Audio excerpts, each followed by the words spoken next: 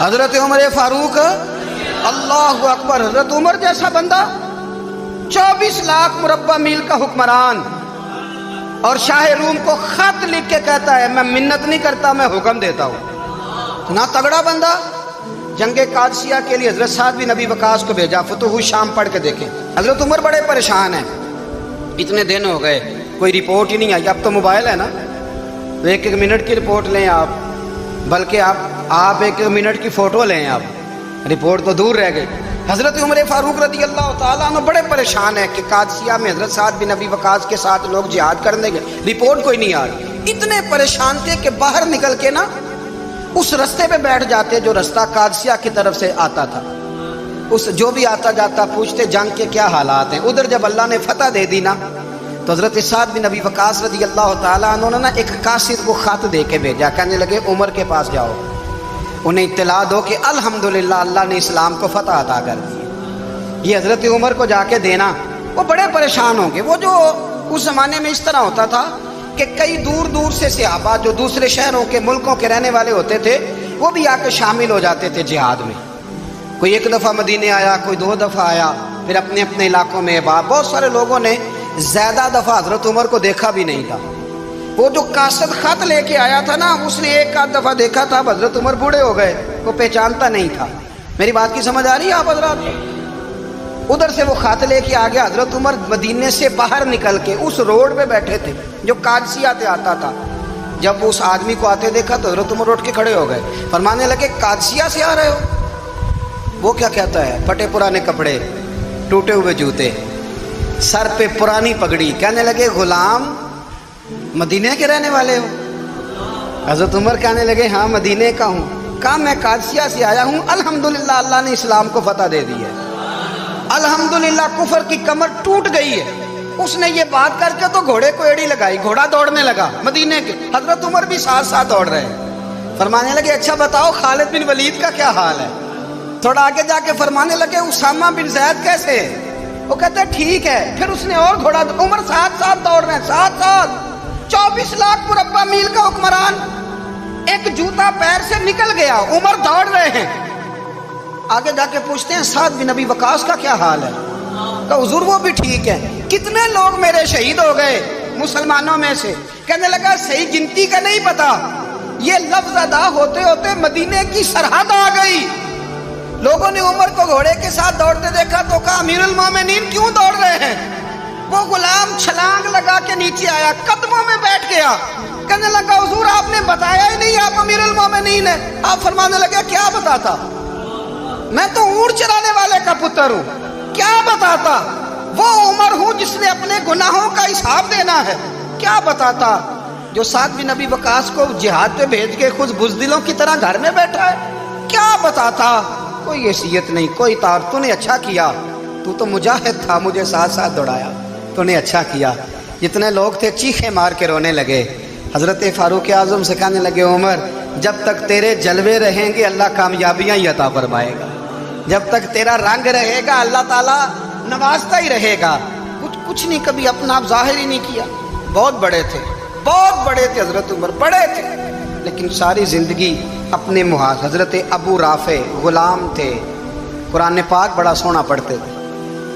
حضرت عمر جب بھی انہیں ملتے کہتے ابو رافع تو عمر سے اچھا ہے, قرآن بڑا شاندار پڑھتا ہے. تو وہ کہتے حضور اگر میں قرآن صحیح پڑھتا ہوں تو آپ کو قرآن کی تشریح زیادہ صحیح آتی ہے, آپ بھی تو مجھ سے افضل ہیں. تو آپ فرماتے نہیں پھر بھی تو مجھ سے افضل ہے. کیوں؟ اس لیے کہ تو اپنے غلام اپنے آقا کی نوکری بھی ٹھیک کرتا ہے اور رب کی عبادت بھی ٹھیک کرتا ہے, اور مجھے خالص صرف عبادت کرنی ہوتی ہے وہ بھی ٹھیک نہیں کر پاتا. ساری زندگی اپنا محاسبہ, ساری زندگی اپنے گریبان میں دیکھا, ساری زندگی اپنے آپ کو پرکھا, اپنے آپ کو ٹٹولا. 62 سال عمر بیت گئی. حضرت حذیفہ بن یمان ایک صحابی تھے, میرے نبی کریم علیہ السلام نا ان سے راز کی باتیں کرتے تھے. ہر بندے کا ہاضمہ ٹھیک نہیں ہوتا, سب سے راز کی بات نہیں کرنی چاہیے. حضرت حذیفہ بن یمان کہتے ہیں حضور راز کی باتیں بتاتے. مدینہ منورہ میں جو منافقین تھے ان کی لسٹ بھی نبی پاک نے حضرت حذیفہ بن یمان کو دی تھی. جب کوئی مشکوک آدمی مر جاتا نا تو صحابہ کہتے ہیں ہم دیکھتے اگر حضرت حذیفہ نے جنازہ پڑھا ہے تو ہم بھی جنازہ پڑھ لیتے. نبی پاک نے بھی کچھ جنازے نہیں پڑھے، ترمذی میں ہے، فرمایا عثمان سے جو بغض رکھے اس کا جنازہ نہیں پڑھیں گے۔ حضرت حذیفہ بن یمان اگر جنازہ پڑھتے تو لوگ پڑھتے، وہ نہ پڑھتے تو لوگ جنازہ نہ پڑھتے۔ حضرت حذیفہ بن یمان کہتے ہیں جناب عمر فاروق کی خلافت کے آخری ایام تھے، کچھ دنوں کے بعد وہ شہید ہو گئے۔ فرماتے ہیں آدھی رات کا وقت تھا، میں گھر میں سویا تھا بڑا بے فکر، اچانک میرے دروازے پہ دستک ہوئی، میں گھبرا کے اٹھا، اتنی رات کو کون آیا؟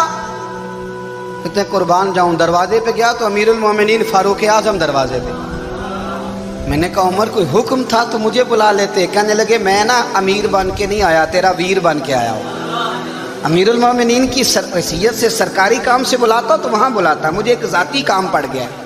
کہتے میں نے عمر کو گھر کی اندر بلا کے چارپائی پہ بٹھایا، میں نے کہا حضور میں غریب آدمی، میں کیا آپ کے کام آ سکتا ہوں؟ تو کہتے ہیں انہوں نے نا مجھے ساتھ بٹھا لیا، پھر میرا ہاتھ پکڑ لیا، کہنے لگے تو عمر کو جانتا ہے؟ عمر جھوٹ نہیں بولتا۔ تو جانتا ہے؟ عمر وعدوں کا پکا ہے۔ کہا حضور جانتا ہوں۔ کہا میں اس وقت آیا ہوں جب دیکھ بھی کوئی نہیں رہا۔ حضرت حذیفہ بن یمان کہتے ہیں پریشان ہو گیا، حضور پہلیاں نہ بجھوائیں، مہربانی کر بتائیں کدھر آئے ہیں؟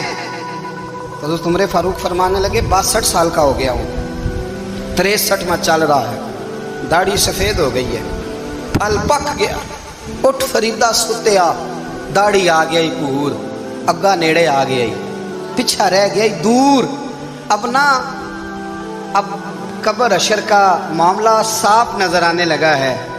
کہا حضور مجھ سے کیا چاہتے ہیں؟ حضرت عمر رو پڑے، کہنے لگے آج میں عشاء کے بعد نکلا ہوں تو نبی پاک کے صحابہ مجھے نیک کہہ رہے تھے، پھر میں نے بچوں کی ماں سے اور بچوں سے بھی پوچھا ہے، وہ بھی مجھ سے راضی ہیں، پر حذیفہ تیرے ساتھ نبی پاک راز کی باتیں کرتے تھے، سچ بتا کہیں عمر کا نام منافقوں میں شامل تو نہیں؟ سچ بتا ان منافقین میں تو شامل نہیں، کہیں اوپر سے تو نہیں سارا کچھ؟ حضرت حذیفہ بن یمان کہتے ہیں میں باپ کے مرنے پہ اتنا نہیں رویا جتنا عمر کے سوال پہ رویا۔ میں قدموں میں بیٹھ گیا، میں نے کہا نہیں عمر یہ تو میں نے نہیں سنا، لیکن یہ میں نے نبی پاک سے ضرور سنا ہے کہ میرے بعد اگر کوئی نبی ہوتا تو عمر ابن خطاب ہوتا۔ یہ میں نے اپنے کانوں سے سنا ہے کہ عمر جس گلی سے گزرے شیطان رستہ بدل جاتا ہے۔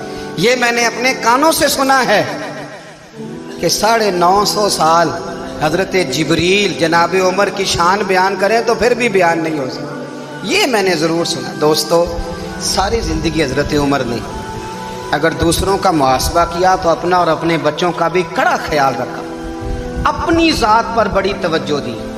جو لوگ اپنا بھول جاتے نا، ہمیں اپنی صحت کا بڑا خیال ہے لیکن اپنی روحانی زندگی کا کوئی خیال نہیں ہے، قلبی زندگی کا کوئی تصور نہیں ہے۔ آپ یقین کریں موٹا آدمی کمزور ہونے کے لیے جدوجہد کر رہا ہے، کمزور طاقتور ہونے کے لیے، لیکن جس کو کتنے دن بیت گئے اللہ رسول کی یاد میں رویا ہی نہیں، کتنے دن بیت گئے نعت سننے کو دل ہی نہیں چاہا، جسے مہینوں بیت گئے اور قرآن پاک کی طرف نظر ہی نہیں گئی، وہ فکر مند ہی نہیں۔